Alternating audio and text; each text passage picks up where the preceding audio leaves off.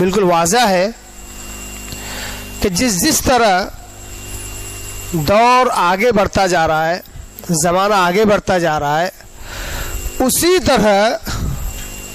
سود اور سودی نظام، سود اور سودی کاروبار میں بڑھوتری ہوتی جا رہی ہے۔ غیر مسلم اور ان کے کاروبار، ان کی زندگیاں تو اسی پر منحصر ہیں، مگر یہ جو سیلاب جو نکل پڑا ہے سود کا، سودی نظام کا، سودی کاروبار کا،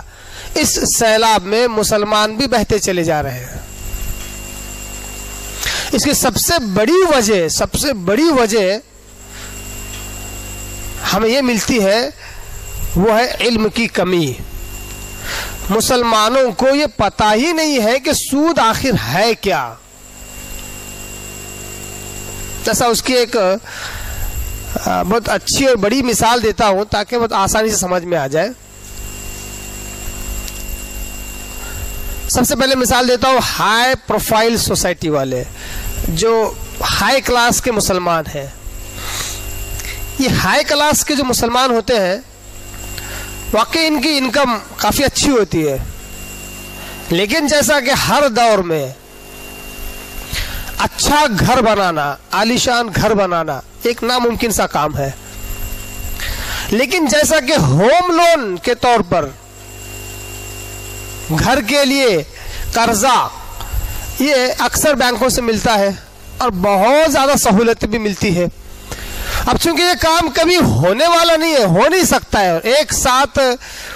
1 کروڑ 2 کروڑ 50 لاکھ 60 لاکھ کبھی اس ہائی پروفائل سوسائٹی والے یا ہائی فیملی والے شخص کے پاس، اس مسلمان کے پاس کبھی اتنے پیسے آتے نہیں ہیں، تو یہ ہوم لون لے لیتا ہے،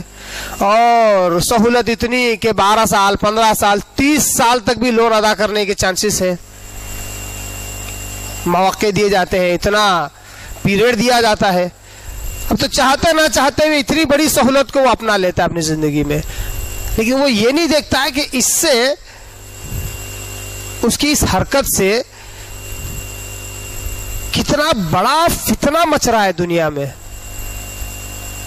اور کتنے بڑے فتنے میں مبتلا ہو رہا ہے، اس کا احساس نہیں ہو رہا ہے۔ اسی طرح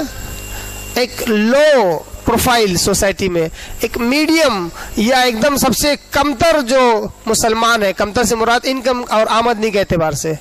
انہیں جو ایک 10,000 5,000 کی بھی جب ضرورت پڑتی ہے، تو جو منی لینڈر جو ہوتے ہیں، جو ادھاری دینے والے لوگ ہوتے ہیں، ہر گلی کوچے میں کہیں نہ کہیں ہوتے ہیں، 2% 5% 10% 12% انٹرسٹ کے حساب سے پیسے دے دیتے ہیں، وہ 2-5 ہزار روپے ادھاری لاتے ہیں اور سالوں سال پھرتے رہتے ہیں، سالوں سال۔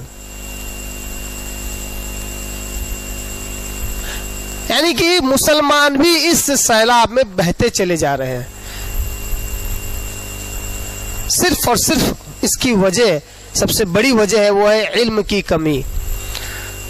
تو ہم نے سوچا کیوں نہ آج سود اور سودی نظام پر، سودی کاروبار پر ایک بالتفصیل ایک بیان ہو جائے، بالتفصیل ایک سپیچ ہو جائے، باقاعدہ قرآن اور احادیث کے وہ سارے دلائل آج ہمارے سامنے آ جائے، جس سے سود کے تعلق سے کم پوری طرح ہمارا ذہن علمی اعتبار سے بھر جائے۔ وہ سارے دلائل ہمارے سامنے آ جائے، جس سے کم سود سے نفرت نہ سہی، یہ تو کہہ سکے کہ سود غلط ہے، سود غلط ہے۔ اگر سود غلط ہے، سود حرام ہے، یہ بھی اگر ہم حکم لگاتے ہیں، خود سے فتویٰ لگاتے ہیں، تو انشاءاللہ ایک نہ ایک دن اس سے نفرت بھی کریں گے اور اس سے بچیں گے بھی، ضرور بچیں گے۔